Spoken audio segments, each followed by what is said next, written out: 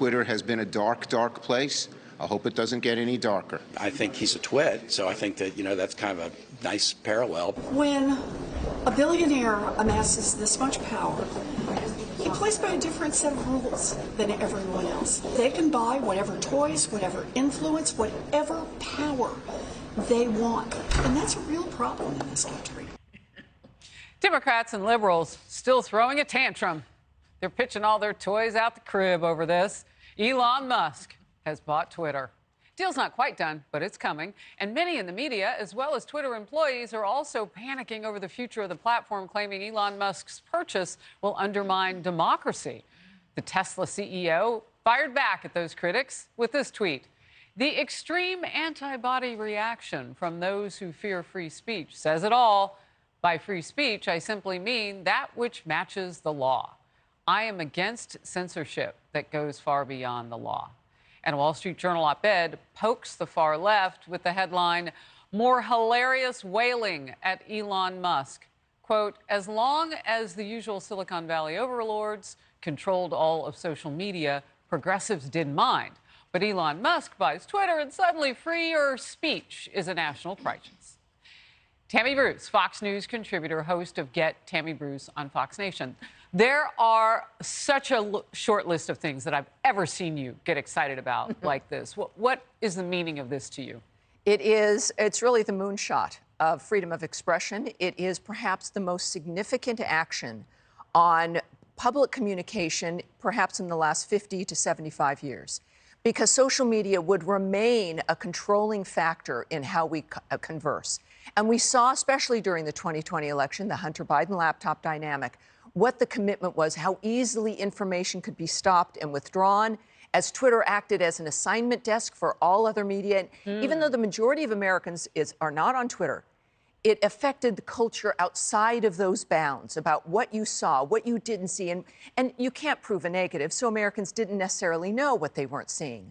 So this changes that dynamic. It comes back to an American spirit kind of feeling, as opposed to a totalitarian mid-20th century feeling. And that's what we're able to do in the 21st century, is Americans pulling things back to what has made this country the greatest nation on the earth. That is very uplifting.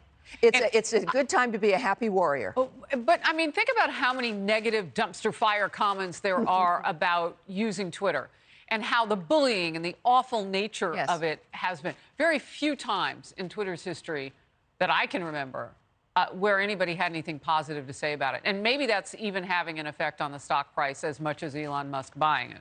Optimism. I mean, it is the change in value that people see in their lives. Kayleigh McEnany and I were talking yesterday that we've noticed how many people have come back to Twitter. Like it's been overnight, the usage has popped. On Tuesday, and I look at a separate analytics, I normally have an average of about 300 new followers a day, 8,000 new people. Now, we don't know yet. We don't know, and this is what we hope to see, about algorithms. If followers were being throttled, if they were hidden. Shadow banned. Shadow banned. If people followed you and you didn't know. We don't know yet. We don't expect to find out. But it's an exciting time because of the power of social media, even in fundraising for heroes, sending out better stories. I would get stickered for some of the comments that I made about the Fraternal Order of Police when defund was going on. I'm a journalist. I'm quoting other people. Anyway, we'll move on. Yes. This chart shows employee donations to midterm candidates at some of the country's most influential companies, including Twitter. It shows that in 2018, the midterms, 98.7% of donations from employees went to Democratic candidates or the party. In 2020, that number was virtually the same. So look at that. The liberal media also went after Elon Musk's Twitter buyout. We'll get to that in a second. What do you make of this ad buying, this donation block? Well, you have a company's culture. Either the company invites and welcomes a variety of opinions, as this company does, that you have people who have different kinds of points of view on a variety of issues. And then that messaging attracts other people to work for a company. So this is why you see this kind of singular point of view. It's literally groupthink. And it moves you in a direction then that you just simply can't pull it back from.